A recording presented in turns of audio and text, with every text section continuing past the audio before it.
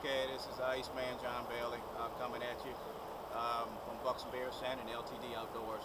Just want to do a couple final discussions on my setup here. Like I said, on the last actual video that I made, I was talking about these X Factor string silencers. I have three. Have two on my string and one on my cable. Wasn't able to get another one on my cable due to the setup of the bow. But like I said, I got this thing dialed in. It's shooting great. It's just phenomenal. How this thing is. Like I said, when I have it at full draw, the back wall is excellent. But like I said, I'm gonna do a little bit of talking. About the people, how people hold the grip. When they draw the bow back, let me demonstrate this here. When they draw the bow back, that grip should really be,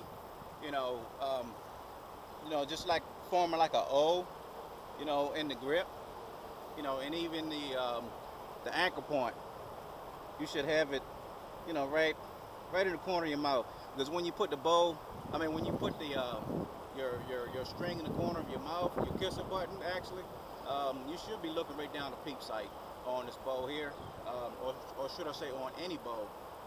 But one thing about it, what I do is when I have my bow at full draw, a lot of people, they're trying to figure out what I do is when I have it at full draw, I'm not touching anything on this trigger release. The only thing I'm doing, I'm having it at full draw, and the only thing I'm doing is I'm touching the trigger with my index finger, and that'll keep me, from torquing the bow or torquing the release.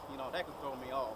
Plus, when I have the bow at full draw, the only thing that I'm holding really is this back part of the bow.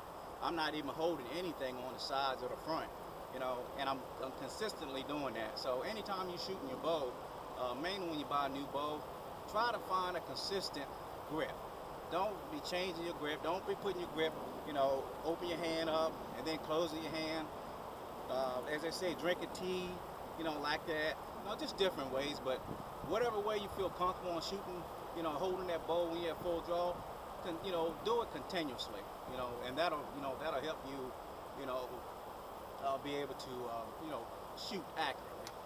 Also, one thing I like to do, and one thing I like to know is when I'm shooting my bow, I like to, after I hit that trigger release, I like to see that anchor, that knock rather. I like to see the back end of that knock, and that's it, And I focus on that knock until it hits wherever it hits, and that pretty much let me know, that I'm actually focused on my shot. I don't want to hit the release and look at the deer. I want to hit my release and follow that knock, And if I follow the knock, and that's pretty much all I see, just the knock after I release that trigger, that's pretty much let me know that I got a perfect follow through on shooting my bow. So let me go ahead and take a shot. I got this HD little mini action cam, and I don't know how it's going to work, but let me take a shot and let you guys check out my form and the sound of the bow, the back wall, and my follow through. I'm gonna try to center it up so you can see everything.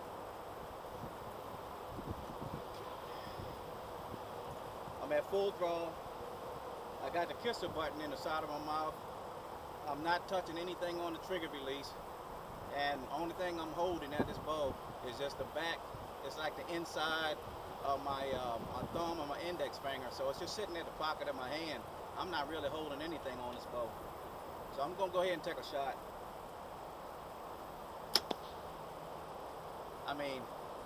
This thing here, it's just, and when you hit that, that's one thing about a bow.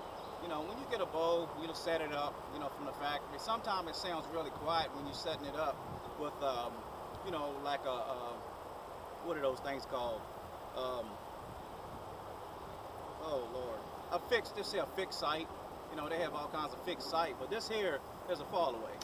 Drop away. It's a HDX by Ultra Rest, and you'll hear that little clicking noise. But they have all type of fixed rest out there, where you know, when you're shooting it at when you're shooting it at the archery shop, the bow sounds quieter. But when you start adding things like this here on your bow, it's gonna give a little bit of sound. So I added these suppressors, you know, to even dampen it down more, because when you hit that, when you draw that bow back and you hit that release, you know, you don't want the deer to, you know, react as soon as he hit the release. You want that deer to react as soon as the arrow get just about at him. You know, that's pretty much letting you know that he's not going to jump the string as soon as you hit that release. Because if you have a slow bow, you know, shooting like 250 feet per second, and you hit that release and the bow is loud, he's going to start dropping as soon as you hit the release. So by the time the arrow get to him or get to her, you know, it's going to probably hit her in the spine, or she might even duck it, or he might even duck it. So I like the type of bow where, like I said, when I hit that release, he don't even know I'm in the world. He don't even know I exist. You know, and that's the kind of hunting I like to do. You know, when I get in the woods, I want to make sure my bow is straight, and I don't want to add everything to my bow. I mean, some guys like to have decked out bows, and that's just self-preference. But I like to get away with the least possible. You know, just my my sight, you know, my quiver, you know, and I even take my quiver off my bow when I hunt. You know, peep sight, just normal things, you know, average things that I have on my bow, because I want to keep my bow as quiet as possible. My stabilizer, this is a carbon shock ride stabilizer, and it's real light.